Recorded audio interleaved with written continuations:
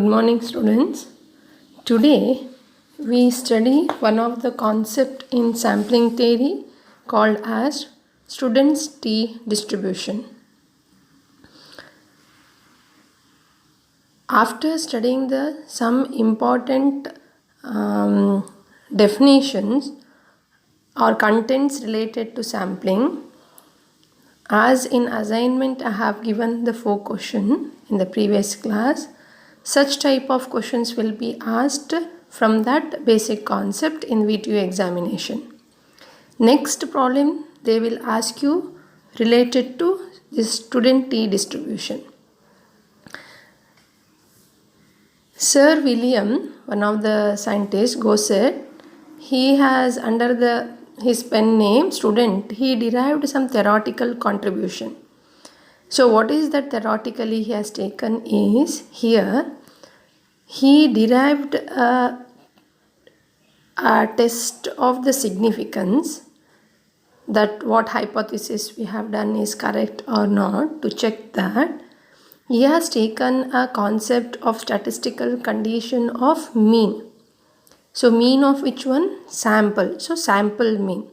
So test the significance of sample mean where the sample size is small. So it is very important to note that when we are studying a concept related to sampling, we already discussed it. When sample size n is equal to 30 and less than 30, we consider it as a small sample. And if it is more than 30 is there, we take it as a large sample. So testing of the significance related to a small sample, we apply the student T distribution concept. To test the significance for the large sample, we use Z significance, that we are going to study it later. Okay, so you need to know that when we are applying student distribution, it is especially when the sample size is small, which is drawn from the normal population. So here, as we already discussed it, T is in the previous one, standard normal variate in general, Z is equal to, how we studied it, x bar minus mu by sigma divided by root n. And I already explained it, mu and sigma were the mean and standard deviation of a population, and x bar is a mean of a sample, correct? So here the only change from the standard normal variate, which is here T calculated value is derived from the standard normal variate itself, but only the difference is here instead of sigma we are using it as small s. S is nothing but here it is a standard deviation of a sample. So instead of taking a standard deviation of a population, when we are taking a small sample size, the calculated T value we get it in the formula standard deviation of a sample. So x bar minus mu divided by s by root n. So sigma by root n, instead of that s by root n. So here s and x bar is related to samples. Mu is related to population. N is nothing but the sample size. Just they have taken this root n to the numerator. So how to calculate x bar? The statistical formula we are using it. Summation of the given number of data, sum it up the all given data divided by n. So that will be sample mean. And how to calculate the variance we calculate? We know that square root of the variance is nothing but the standard deviation s. So variance formula is 1 by n minus 1 summation xi minus x bar whole square is the sample variance. Here the formula, some of the textbook they have taken 1 by n, which is also correct. So in that case, the degree, the terminology called as degree of freedom, which we denote it as mu, they use it a degree of freedom as n. But theoretically, it is proper if we use it a degree of freedom as n minus 1. So when we calculate it a sample variance, we use a formula as 1 by n minus 1. So here, what is the meaning of the degree of freedom? So freely you can assign some arbitrary values for the unknown data is nothing but the degree of freedom. For example, if you have one equation like a plus b plus c is equal to some value 25, then you don't know any one among that. A also you don't know, b also you don't know, and c also you don't know. But you can find out one value by assigning two arbitrary values. It means you can find out A by arbitrarily giving B and C as K1 and K2. In some of the concept we have used it such conditions. So here how many unknowns you are arbitrarily assigning the values is nothing but degree of freedom. So in the previous example what I said, in that two A and B we are assigning arbitrarily as K1, K2. So that is nothing but 2 degree of freedom.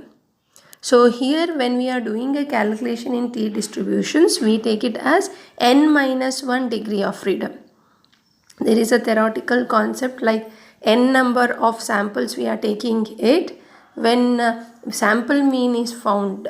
So one value has found. So from n, only n minus 1s you can give it as arbitrary. You can assign the arbitrary values for only n minus 1 data. So x bar is one of the unknown you are finding it. So from n, one term is found. So rest of that is nothing but n minus 1. So based on that, here we take a degree of freedom as n minus 1. Okay. So also the probability density function you will have for n minus 1 degree of freedom. So here important is you need to remember these three formula and remember that student T distribution is applied for a small sample.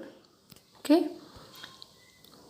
So if I wanted to apply student test, T test for sample mean. So what is the hypothesis we can apply to test what it is? Sample mean x bar differs significantly from the population mean mu. So it means there is a difference between a sample mean and population mean. If we take a hypothesis to test that one, so we apply the T value which we tell that calculated T value for n minus 1 degree of freedom. How we were getting it a normal distribution table like that, it is readily available T distribution table where for different degree of freedom we are getting it a T value. So based on the probability density function we are calculating that T value. So already the table is available. Here we are giving it the table value directly while solving the problems. Okay. To make you to understand how to refer the table, we discussed in normal distribution. Yes or no? In a normal, how normal distribution table will be there, like that T distribution table will be there. For particular degree of freedoms, you will have different T values in the table.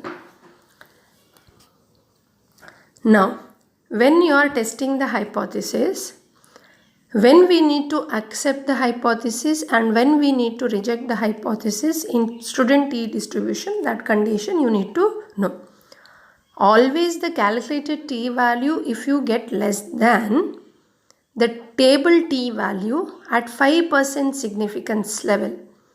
Already we studied what is the significance level. It means 95% confidently I can tell that my assumption is correct. Yes. So the T distributed table value will be given for different significance level. So at 5% level I can reject. Significance level means what? Rejection of the hypothesis. So our T table values will be given for 5% significance level or for 1% significance level. Okay. So t calculated value, if it is less than the table value at 5% significance level, then we need to accept the hypothesis. What is the meaning of accepting the hypothesis? The meaning of the accepting the hypothesis is that what is the hypothesis we have taken? The sample mean differs significantly from the population mean. It means there is a difference between. So when we accept the hypothesis, sample mean x bar differs significantly from. So there is a difference between the sample mean and population mean. So that is the acceptance of the t distribution value. If t is greater than the table value of t, then we reject the hypothesis. It means there is no difference between the sample mean and population mean. So these are some basic concepts related to student t distribution. In the next video, I will discuss problems related to student t distribution.